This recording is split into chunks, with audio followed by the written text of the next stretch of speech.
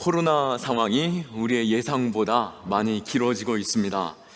백신조차 무력하게 만드는 또한 변이 바이러스까지 계속해서 생겨남으로 인해서 정말 이것이 큰 문제가 아닌가 생각하게 됩니다. 확진자 역시 기하급수적으로 늘어나고 있고요. 또 거리 두기는 자꾸 강화되고 길어지고 있습니다. 우리도 더 낙심케 하는 것은 이 상황이 지금 언제까지, 과연 미래는 더 나아지는 것일까라고 하는 그 불확실성이 우리에게 찾아오므로 더 근심과 걱정 가운데 주어지게 되는 것입니다.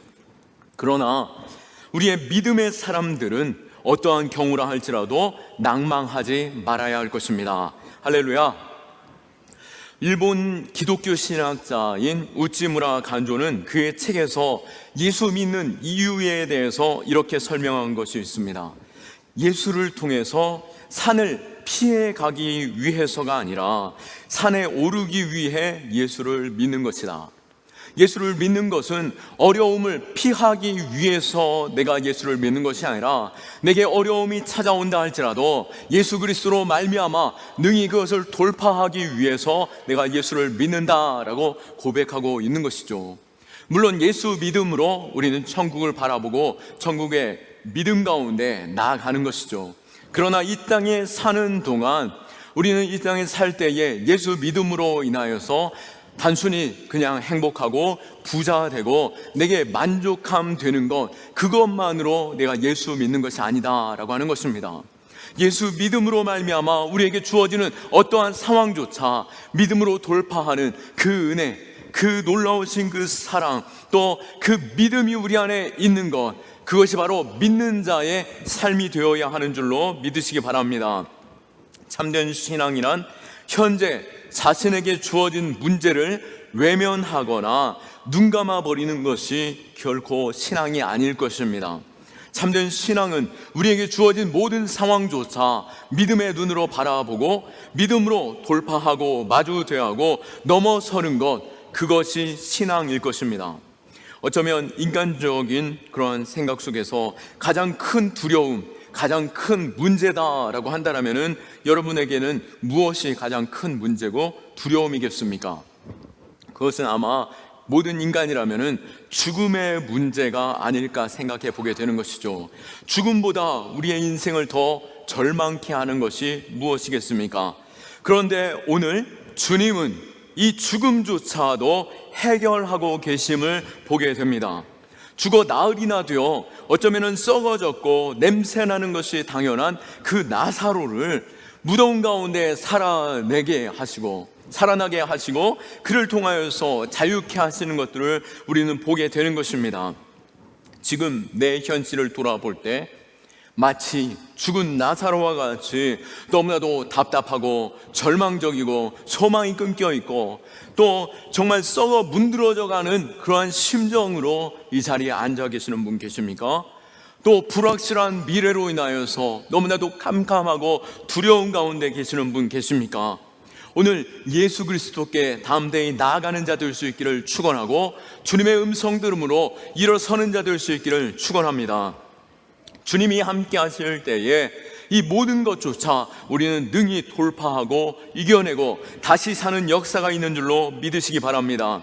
우리의 모든 문제, 그 문제를 능히 이기는 것, 예수 그리스도께서 우리와 함께 하실 때 우리는 능히 이기게 되는 줄로 믿으시기 바랍니다.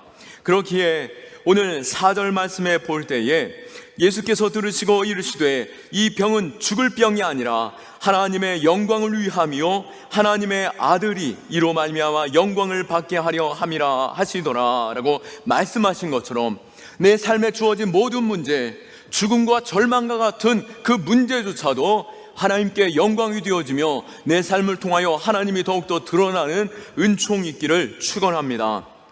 그렇게 우리에게 모든 주어진 문제, 피하여 도망하는 자가 아니라 능히 감당하고 그것을 넘어서는 자 될 수 있기를 축원하고 모든 절망과 죽음 같은 그 상황 속에서도 돌파하여 영광의 자리에 서는 저와 여러분들 때 오늘 이 말씀을 통해서 과연 어떻게 내가 이 문제를 넘어서고 승리하는 삶으로 나아갈 것인가 하는 것을 함께 묵상할 수 있기를 축원합니다. 먼저 우리의 삶을 통해서 하나님께 영광될 수 있는 그러한 통로, 그것은 무엇이겠습니까? 우리의 모든 불신앙과 의심을 넘어서 기적을 베푸시는 하나님께로 나아가는 것, 하나님께 맡겨드림으로 인하여 영광될 수 있기를 축원합니다. 오늘 마르다와 마리아는 자신의 오라비, 즉 나사로가 병들어 죽게 됨으로 인하여서 이 문제를 가지고 누구에게 나아갑니까?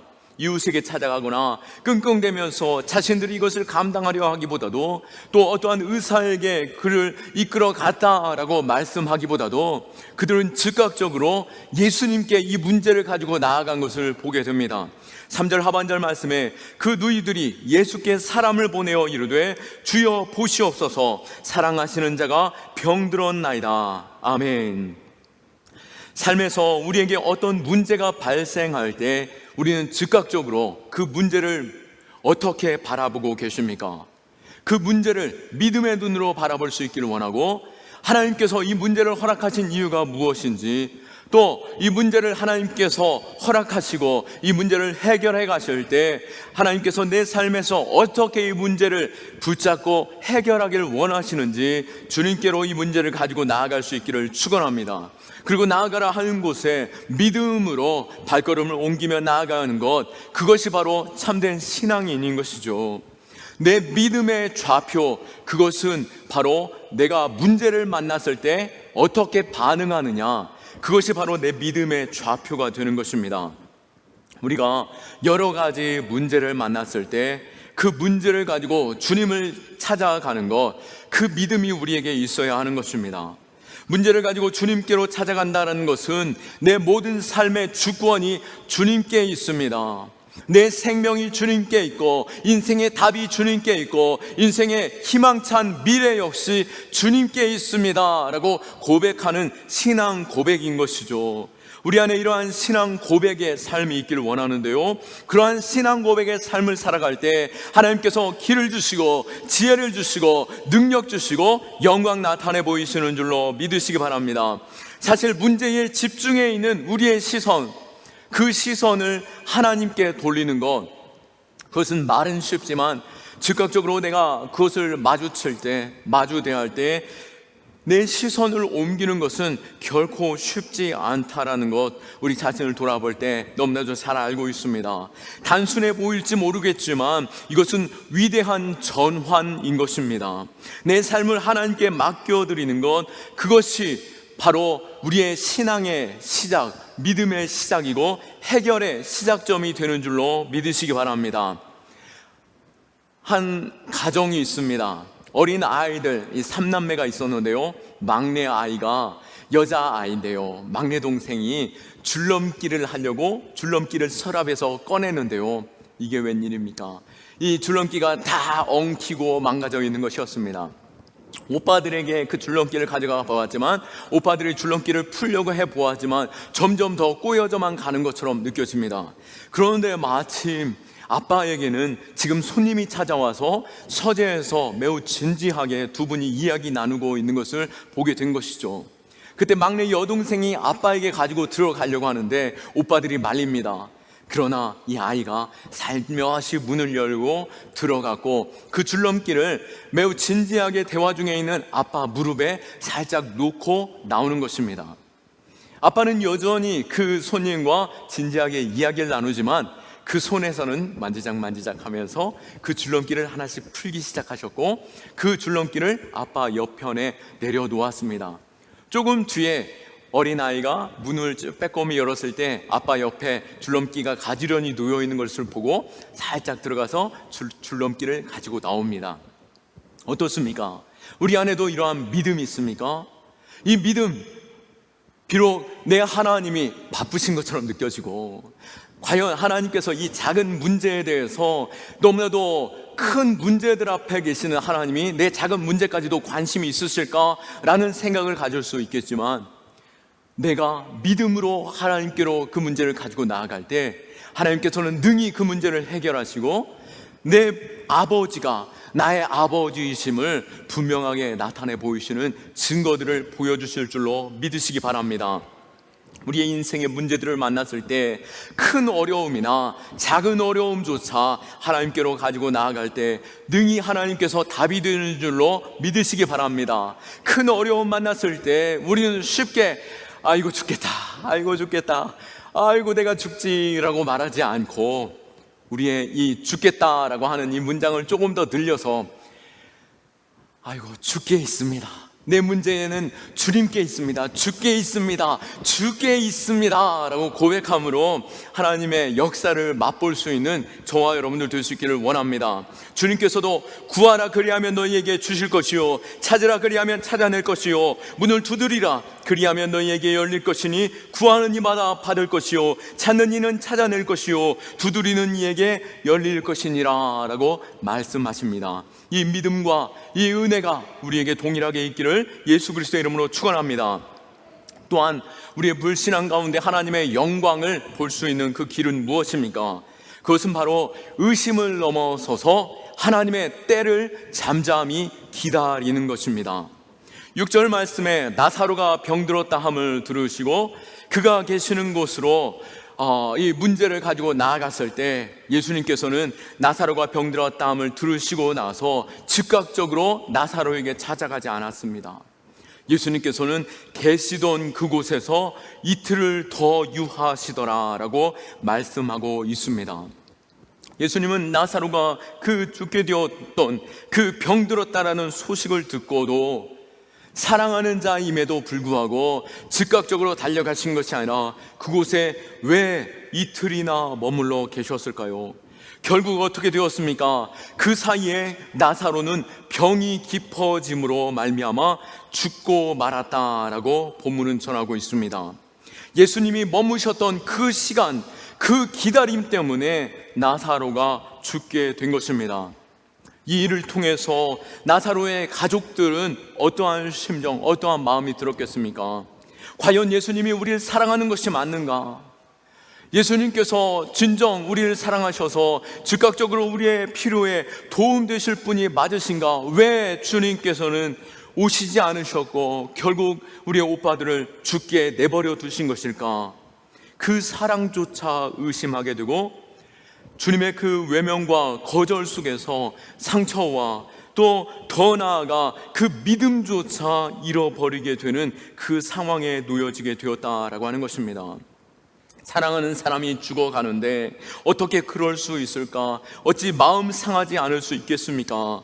나사로가 죽은 후에 그때서야 예수님께서 이 마르다와 마리아에게 찾아가셨는데요, 그때 마르다와 마리아의 반응을 볼 때 예수님을 인정하긴 하지만 그 마음에 내심 섭섭한 마음의 그 심드렁한 표현을 전하고 있는 것이죠. 21절에 마르다가 주께서 여기 계셨다면 내 오라버니가 죽지 아니하였겠나이다 라고 고백하고 있습니다. 또 32절에서 마리아 역시 주께서 여기 계셨다면 내 오라버니가 죽지 아니하였겠나이다 라고 그 섭섭한 마음의 표현으로 말을 전하고 있는 것이죠. 예수님에 대한 섭섭한 마음을 느낄 수 있고 또 의심과 낙심과 또 그 마음 가운데 불안한 마음조차 예수님에 대한 섭섭함, 그 거절감마저 느껴지게 되는 것이죠. 우리 역시 때로는 이 마르다와 마리아와 같은 그 감정을 느낄 때가 있습니다. 우리에게 주어진 그 문제, 너무나도 급함 나머지 하나님께 급하게 찾아가서 하나님 당장 내 기도 들어주십시오, 하나님께서 지금 도와주시지 아니하시면 나는 죽을 것과 같은 이 상황 속에 놓여 있습니다. 이때 하나님께서 역사하여 주시고 기적을 베풀어 주시고 급하게 주님 앞에 나아가 간절히 구하오니 나의 기도 들어 응답해 주십시오 라고 부르짖어 보지만 하나님께서 응답하지 아니하시고 거절하시고 침묵하시며 외면하실 때에 우리의 마음에는 어떠한 마음까지 들고 어떠한 마음 속에서 우리는 이 원망과 의심과 낙심 속에 있지 아니하겠습니까? 그러나 분명한 것은 우리를 향한 하나님의 사랑은 완전하시고 정확하시다라고 하는 것을 신뢰할 수 있기를 축원합니다. 하나님의 사랑은 다함 없으신 사랑입니다.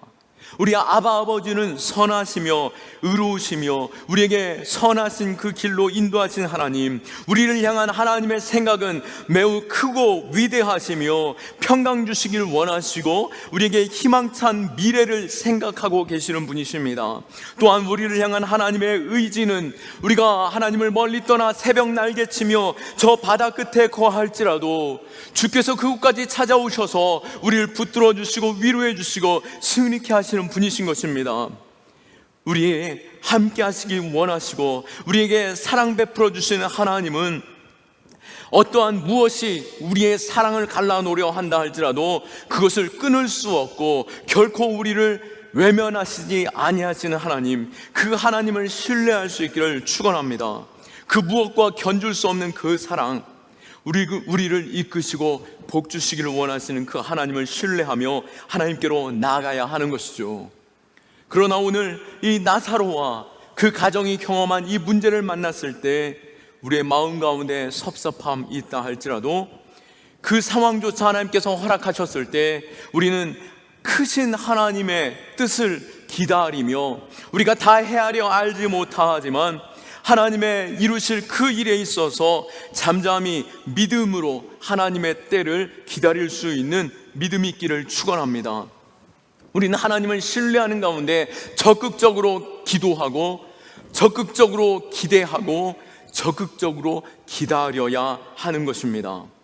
나사로를 통한 계획, 어쩌면은 또 이후의 말씀을 본다라고 한다면 그때 당시에 그 가정은 이해할 수 없었지만 이것은 단순히 병든 자를 일으켜 세우는 것에서 그치는 그 영광이 아니었습니다.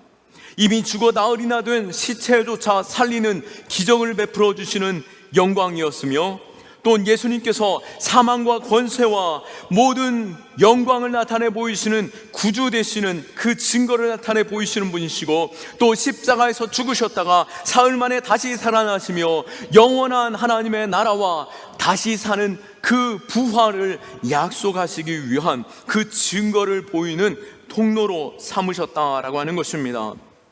예수님께서 비록 늦게 응답하시는 것처럼 보여지고 또 때로는 거절하는 것조차 우리에게 있어 최상의 응답인 줄 신뢰하고 잠잠히 하나님 앞에 머물며 하나님의 뜻을 신뢰하는 믿음의 사람들 될 수 있기를 축원합니다.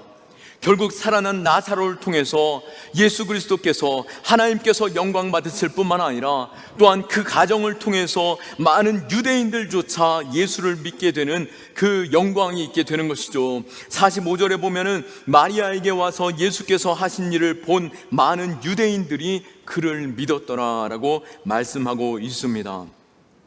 우리가 보기에는 때로는 늦어지고 때로는 외면되어지고 거절되어지고 마치 내가 하나님의 자녀가 아닌 것처럼 공격하는 것처럼 느껴지는 그 상황 속에서 우리는 하나님을 잠잠히 기다릴 수 있는 믿음이 있어야 하는데요, 비록 우리가 하나님의 뜻을 다 알지 못하지만 의심하지 말아야 할 것은 우리의 하나님 아버지는 우리의 아버지 되신다라고 하는 것입니다.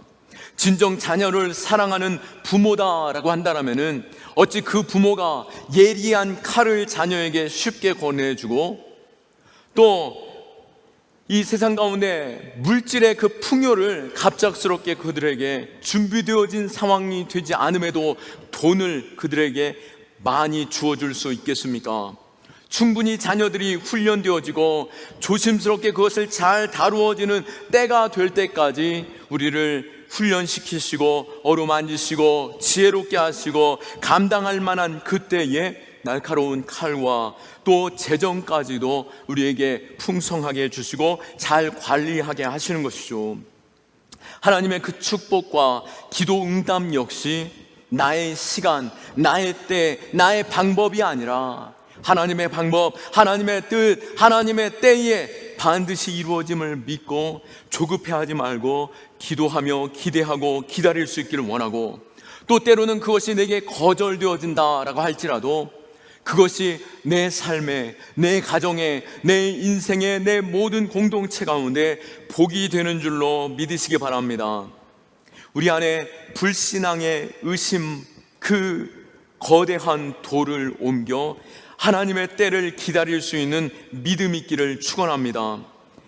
왜 하나님은 우리에게 응답을 지연하고 우리로 하여금 이 고난 우리로 감당하게 하시는 것입니까? 그것은 바로 우리가 인내하며 기다림을 통해서 주시는 성숙한 신앙의 인격이 채워지기를 원하시고, 또 하나님을 깊이 묵상하고 또 하나님의 경험함으로, 하나님을 체험함으로 하나님의 풍성한 지혜를 얻게 하시려고 하나님께서는 그것조차 허락하시는 것입니다. 야고보서 1장 2절에서 5절 말씀에 볼 때에 내 형제들아 너희가 여러 가지 시험을 당하거든 온전히 기쁘게 여기라. 이는 너희의 믿음의 시련이 인내를 만들어내는 줄 너희가 알미라. 인내를 온전히 이루라. 이는 너희로 온전하고 구비하여 조금도 부족함 없게 하려 함이라. 너희 중에 누구든지 지혜가 부족하거든 모든 사람에게 후히 주시고 꾸짖지 아니하시는 하나님께 구하라. 그리하면 주시리라. 아멘. 하나님께서 우리로 인내를 허락하시는 것은 그 인내를 통해서 온전함을 구비하게 하시고 부족함 없게 하시며 우리에게 지혜 주시려고, 우리에게 후히 그것을 주시려고 때로는 거절하시며 인내를 경험하게 하시는 것입니다. 우리 지금 인내의 때를 가고 계십니까? 더 놀랍고 또 더 아름답고 더 귀한 그 온전한 것과 또 부족함을 채우는 그 지혜, 그것을 경험할 수 있고 그 길로 나아가고 하나님을 볼 수 있는 저와 여러분들 될 수 있기를 축원합니다. 또한 세 번째, 우리가 어떻게 이러한 영광의 자리로 나아갈 수 있습니까? 그것은 바로 우리를 가로막고 우리를 짓누른 그 거대한 돌을 옮겨 놓음으로 하나님의 영광을 볼 수 있는 것입니다.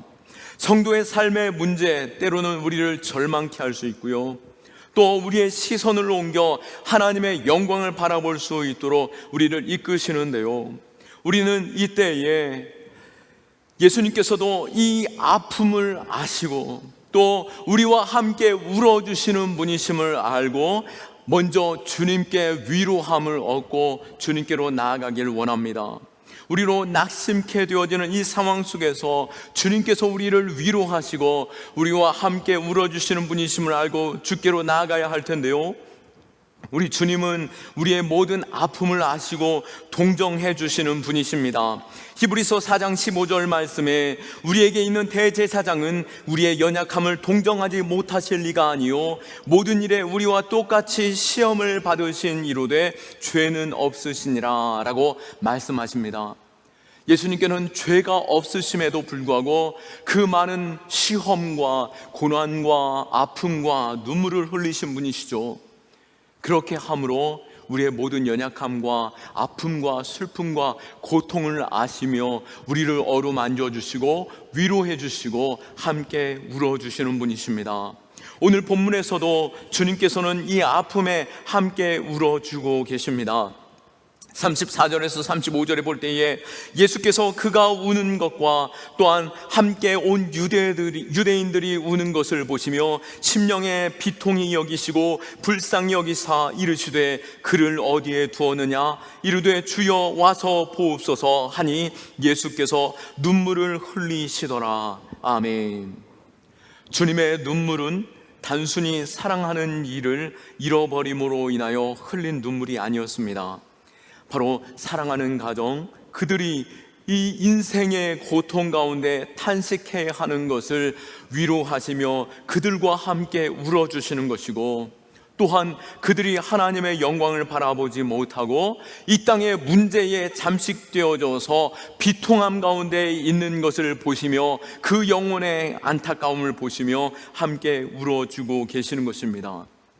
우리의 삶의 문제, 주님께서 찾아와 주셔서 함께 아파해 주시고 울어주심을 믿고 주님과 함께 나아가 주께 위로함을 얻을 수 있기를 축원합니다. 그리고 우리의 시선이 내 삶의 이 문제에 잠식되어지는 것이 아니라 우리의 시선을 들어 하나님의 영광을 바라보고 주님과 동행할 수 있기를 축원합니다.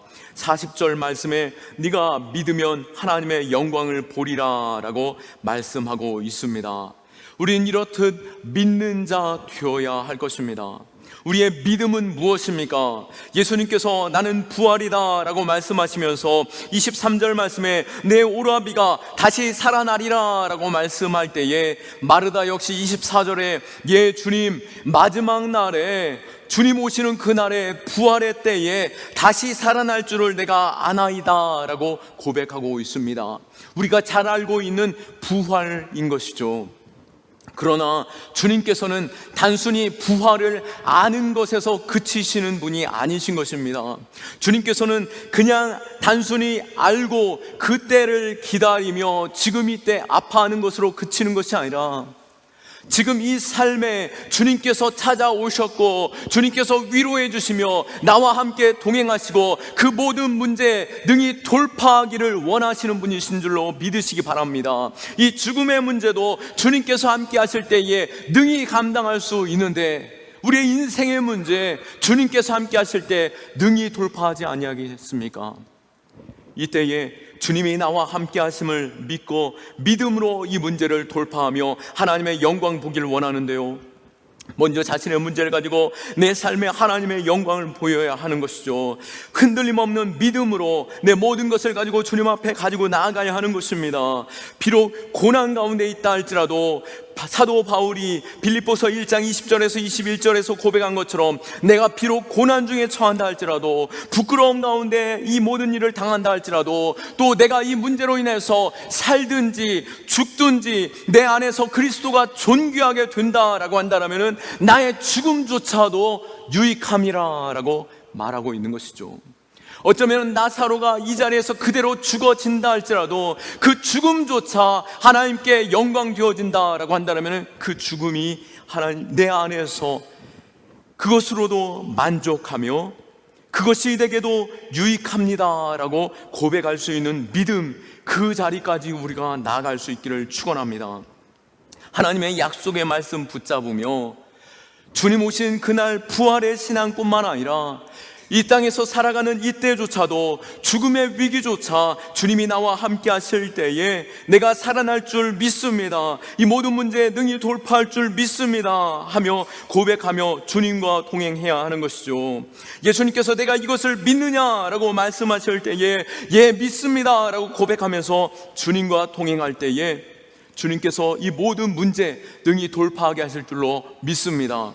가끔 신앙생활 하시면서 보게 되는 것은 야, 예수 믿는 저 사람의 가정에 어떻게 저런 문제가 발생할 수 있을까? 저런 고난, 과연 저 사람이 신앙생활 계속할 수 있을까라고 하는 의심조차 생긴 그때 그분이 하나님 앞에 잠잠하며 이 모든 문제에 있어서 하나님 앞에 맡겨드리고 능히 믿음으로 감당해내는 모습을 볼 때 우리는 그분의 믿음을 보면서도 하나님의 영광을 바라보게 되고 함께 하나님께 영광 돌리게 되는 것이죠. 우리의 모든 삶에 찾아온 그 문제가 내가 그 문제를 뛰어넘을 뿐만 아니라 내가 그것을 잘 감당함으로 말미암아 그것을 통해서 하나님의 영광 나타내 보일 수 있기를 축원합니다. 바라기는 나의 죽음조차 하나님의 영광 되게 하여 주시고 내 삶의 그 절망과 무너짐조차도 하나님께 영광 될 수 있도록 나를 들어 사용하여 주옵소서 고백할 수 있어야 할 것입니다. 또한 우리가 내 삶에서 하나님의 영광 드러내 보일 수 있는 것은 무엇입니까? 39절 상반절 말씀에 예수님께서 돌을 옮겨 놓으라 라고 말씀하십니다. 이 돌은 무엇입니까? 바로 죽은 자를 닫아 누웠던 바로 무덤을 가로막은 돌인 것입니다.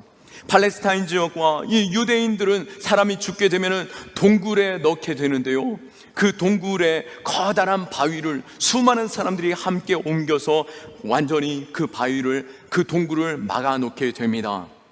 그런데 예수님께서 그 돌을 옮겨 놓으라 라고 말씀하신 이유는 무엇입니까? 바로 내가 그를 살리겠다라고 하시는 약속이시며 또 그가 자유롭게 풀어놓아 다닐 수 있도록 예수 그리스도의 그 말씀에 순종하며 나아갈 수 있도록 그 가로막는 것을 제거하라라고 하는 것입니다. 우리 주님께서는 오늘도 동일하게 우리에게 말씀하고 계십니다. 너를 잠식하고 있는 그 문제의 돌을 제거하라라고 말하는 것이죠. 내 삶에 차마 말하지 못하는 그 어두움과 더러운 죄악을 옮겨 놓으라라고 말씀하시기도 하고, 내가 이전에 받았던 하나님으로부터 받았던 그 큰 아픔과 상처, 그것으로 인해서 더 깊이 하나님께로 나아가지 못했던 그 아픔조차도 이제 옮겨 놓으라라고 말씀하고 계시는 것입니다. 하나님께 이 자리에 앉아 있지만 하나님과 나 사이를 가로막고 있는 커다란 돌이 있습니까? 그것을 제거하는 신앙, 그 믿음이 오늘 이 시간 이루어질 수 있기를 축원합니다. 그 단단하고 무거운 돌을 옮겨질 때에 죽었던 자가 살아나 나오게 되고 풀어놓아 자유케 되어지는 그 기쁨이 그 가정 가운데, 그 모임 가운데 있게 되는 것이죠. 우리를 얽매이고 누르고 주저앉게 만들었던 모든 것들이 자유케 되어질 수 있도록 이 시간 주님 앞에 그 무거운 돌을 옮기고, 또 나 몰래 닫아놓았던 내 마음의 문, 그 어두운 문을 열고 주님을 초청할 수 있는 저와 여러분 다 되시기를 예수 그리스도의 이름으로 축원합니다. 아멘. 우리 하나님께 영광의 박수 올려드리겠습니다.